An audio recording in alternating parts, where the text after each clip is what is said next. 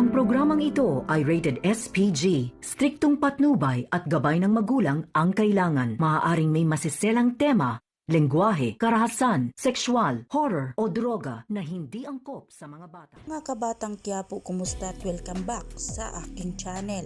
Narito ang aabangan natin sa FVJ Batang Quiapo. Sinuwalat ni Komisyoner Medina na sinubukan umano siyang bayaran ni Miguelito upang manahimik at hindi mailabas ang totoong nanalo sa eleksyon. Ngunit hindi mabibili umano ang kanyang dignidad. Kaya galit na galit si Miguelito at pinagtangkaan niya ang buhay ni Komisyoner Medina. Ngunit malaki ang pasasalamat niya kay Tanggol nang dahil kay Tanggol ay nailigtas ang buhay niya mula kay Miguelito. Kaya naman pagkatapos ng gulo, kinausap ni Komisyoner Medina si Tanggol at sinabing tutulungan niya umano ito na makaupo na sa munisipyo. Kabilang banda, naniniwala na sana si Santino kay Marites na hindi si Tanggol ang pumaslang sa kanyang mag-ina. Ngunit nang nakausap na ni Santino si Rigor, nilaso na naman ni Rigor ang utak ni Santino.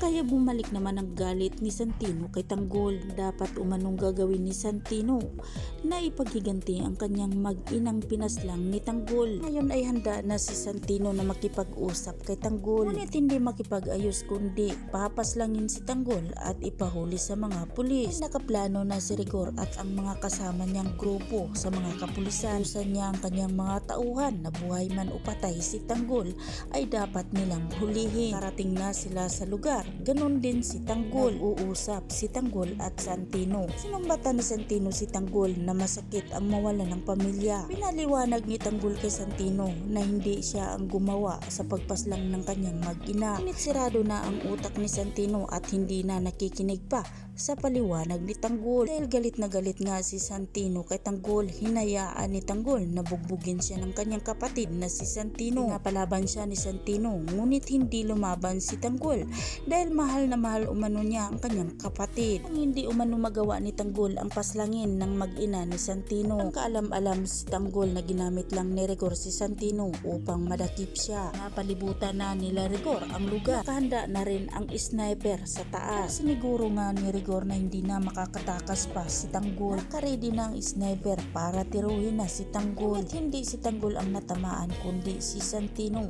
Nagulat si Rigor at hindi makapaniwala na nabulagtaan na lang si Santino. Ito na nga ba ang katapusan ni Santino? Tuluyan nga ba siyang mamamaalam? Yan ang ating pakatutukan at aabangan sa susunod pang mga kaganapan dito lang sa FVJ Batang Quiapo.